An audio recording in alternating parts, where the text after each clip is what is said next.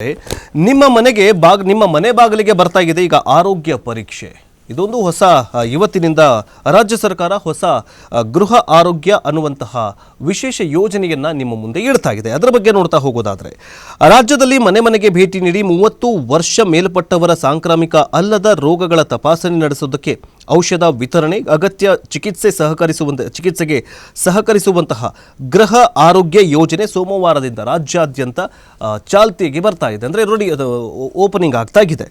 ಯಾವ್ಯಾವ ಪರೀಕ್ಷೆಗಳನ್ನು ನಡೆಸುತ್ತೆ ಅಂತ ನೋಡ್ತಾ ಹೋಗೋದಾದ್ರೆ ಈಗಾಗಲೇ ಈ ಗೃಹ ಆರೋಗ್ಯ ಯೋಜನೆ ಅಡಿಯಲ್ಲಿ ಕೆಲವೊಂದಿಷ್ಟು 30 ವರ್ಷ ಮೇಲ್ಪಟ್ಟವರಿಗೆ ಕೆಲವೊಂದಿಷ್ಟು ಪರೀಕ್ಷೆಗಳನ್ನು ಮಾಡ್ತಾರಂತೆ, ಆರೋಗ್ಯ ತಪಾಸಣೆಯನ್ನು ಮಾಡ್ತಾರಂತೆ. ಈಗಾಗಲೇ ಚಳಿಗಾಲ ಮಳೆಗಾಲ ಶುರುವಾಗಿದೆ.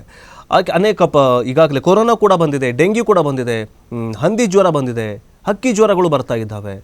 ಈ ಸಂದರ್ಭದಲ್ಲಿ ರಾಜ್ಯ ಸರ್ಕಾರ ಗೃಹ ಆರೋಗ್ಯ ಪರೀಕ್ಷೆ ಅನ್ನುವಂತಹ ಒಂದು ಹೊಸ ಯೋಜನೆಯನ್ನು ತಂದಿದೆ. ಆ ಯೋಜನೆಯ ಅಡಿಯಲ್ಲಿ ಯಾವ್ಯಾವ ಪರೀಕ್ಷೆಗಳನ್ನು ಮಾಡುತ್ತೆ ಅಂತ ನೋಡ್ತಾ ಹೋಗೋದಾದರೆ ರಕ್ತದೊತ್ತಡ, ಮಧುಮೇಹ ಮತ್ತು ಬಾಯಿ ಕ್ಯಾನ್ಸರ್, ಸ್ತನ ಕ್ಯಾನ್ಸರ್ನಂತಹ ಸಾಂಕ್ರಾಮಿಕವಲ್ಲದ 14 ರೋಗಗಳ ತಪಾಸಣೆ ನಡೆಸಲಾಗುತ್ತೆ.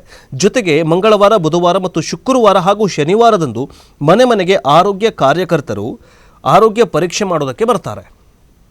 ಈಗಾಗಲೇ ಡೆಂಗ್ಯೂ ಪ್ರಕರಣಗಳು ಹೆಚ್ಚಾಗ್ತಾ ಇದ್ದಾವೆ. ಈ ಕೆಲವೊಂದಿಷ್ಟು ಹಳ್ಳಿಗಳಲ್ಲಿ ಕರೆಕ್ಟ್ ಆಗಿರುವಂತಹ ಚರಂಡಿ ವ್ಯವಸ್ಥೆನೇ ಇಲ್ಲ. ಅಂಥ ಸಂದರ್ಭದಲ್ಲಿ ಅಂಥ ಗ್ರಾಮಗಳಲ್ಲಿ, ಕುಗ್ರಾಮಗಳಲ್ಲಿ ಅನೇಕ ಈ ಸಾಂಕ್ರಾಮಿಕ ರೋಗಗಳು ಪತ್ತೆ ಆಗ್ತವೆ.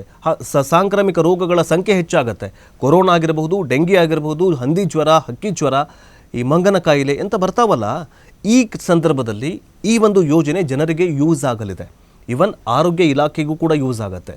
ಯಾವ್ಯಾವ ಗ್ರಾಮದಲ್ಲಿ ಏನೇನು ಸಮಸ್ಯೆಗಳಿದ್ದಾವೆ, ಯಾವ್ಯಾವ ಆರೋಗ್ಯ ಸಮಸ್ಯೆಗಳಿದ್ದಾವೆ, ಇನ್ನೂ ಕೂಡ ಚರಂಡಿ ವ್ಯವಸ್ಥೆಯನ್ನಾದರೂ ನಾವು ರಿಪೇರಿ ಮಾಡೋಕ್ಕಾಗಲಿಲ್ಲ, ಅಟ್ಲೀಸ್ಟ್ ಇದನ್ನಾದರೂ ಮಾಡೋಣ. ಈ ಒಂದು ಆರೋಗ್ಯ ಮನೆ ಮನೆಗೆ ಬರ್ತಾರೆ ಕಾರ್ಯಕರ್ತರು. ಅಂಥವ್ರಿಗೆ ಏನು ಮಾಡಿ ಅಂತಂದರೆ ಎಲ್ಲ ಜನರು ಸಹಕಾರ ಕೊಡಿ.